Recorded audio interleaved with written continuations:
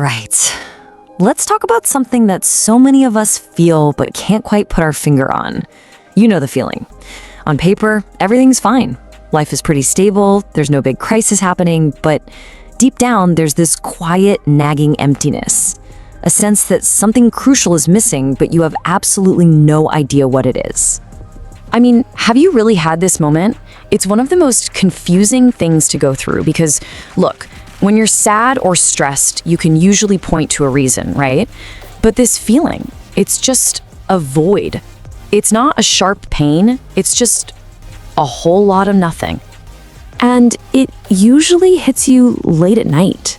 You know, you've finished your day, you've scrolled through your phone, maybe you even had a laugh with some friends. But then, when all the noise fades away and it's just you and your thoughts, this little question just bubbles to the surface. Is this it? Is this all there is? So what is actually going on here? Well, psychologically speaking, this isn't just some random bad mood. It actually has a name, and just understanding what it is can be the first step to feeling better. It points to a very specific kind of internal problem. Now, it's really important to get this straight. We're not necessarily talking about depression here, though they can definitely be related. Emotional disconnection is way more specific. That means you are going through the motions.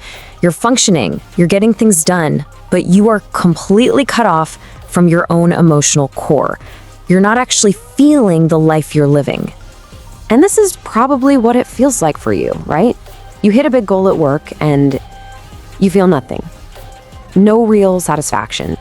You hang out with your friends, but you don't feel truly there. It's almost like you're a spectator in your own movie, just watching the scenes play out without really being in them. Okay, so if this feeling is emotional disconnection, then what's causing it? Well, it turns out our modern world has laid out some pretty sneaky traps for our minds, and a lot of them are just part of our everyday lives now.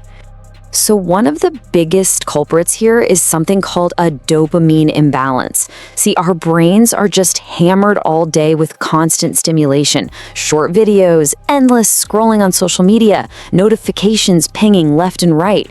Each little thing gives us a tiny hit of pleasure, a little burst of dopamine. But over time, that flood of cheap rewards actually makes it harder for us to feel deep, genuine satisfaction from things in real life. And that's the real trap, isn't it? After an hour of scrolling, your brain has been super active, it's been stimulated, but it hasn't been fulfilled. You know what it's like? It's like eating junk food all day. Sure, you've consumed a ton, but you've gotten zero real nutrition, and you just end up feeling kind of gross and empty. But you know, it goes even deeper than just our phones. Here's a tough truth that a lot of us try to run from. You can be busy from morning till night, checking off every single thing on your to-do list and still feel completely, profoundly empty. And that's because being busy is not the same thing as having a purpose. This is the question that just haunts a life that's lacking meaning. As humans, we don't just need to be distracted, we need a why. We need to feel like our actions matter. Without that sense of purpose, connecting what we do every day to something bigger, all that busyness just feels like running on a treadmill, getting nowhere. Another hidden cause is something we all do: emotional suppression. We live in a world that's always telling us to be positive, so a lot of us have learned to just shove down the hard feelings. The stress, the heartbreak, the disappointment. We distract ourselves instead of dealing with them. But here's the problem. Your brain can't pick and choose which emotions to numb. When you shut down the pain, you accidentally shut down your ability to feel joy too. And what's left is just this flat, numb state that feels a lot like emptiness. And finally, there's the next thing trap. We are trained from a young age to always be chasing the next thing. The next promotion, the next phone, the next milestone. We keep telling ourselves, oh, I'll be happy when I get that. But then you get it, and the good feeling lasts for what, a day? And it's quickly replaced by, okay, what's next? This constant focus on the future leaves zero room to actually enjoy the present, and it creates this endless cycle of feeling empty. Now, after hearing all those causes, it would be so easy to feel like you're just broken, flawed. But I really want you to try and reframe this whole thing. That feeling of emptiness, it is not a sign that something is fundamentally wrong with you. It's actually something else entirely. Just let that sink in for a second. This feeling that you might be ashamed of, the one you're maybe hiding from everyone, it is not a character defect. It's not a weakness. In fact, it's a sign that a very real, very human part of you is desperately trying to get your attention. So here's the big reframe. Your mind isn't broken. It's communicating with you. That feeling of emptiness is like a check engine light for your soul. It's a powerful, super important signal that something in your life really needs to be looked at. And what is that check engine light trying to tell you? Well, it's pointing directly to the things we just talked about. It's saying, hey, you've lost your connection to what feels meaningful. Or, hey, your brain is drowning in all this low-quality stimulation. And maybe it's telling you that there's something deeper, some difficult emotion that you've been trying to avoid.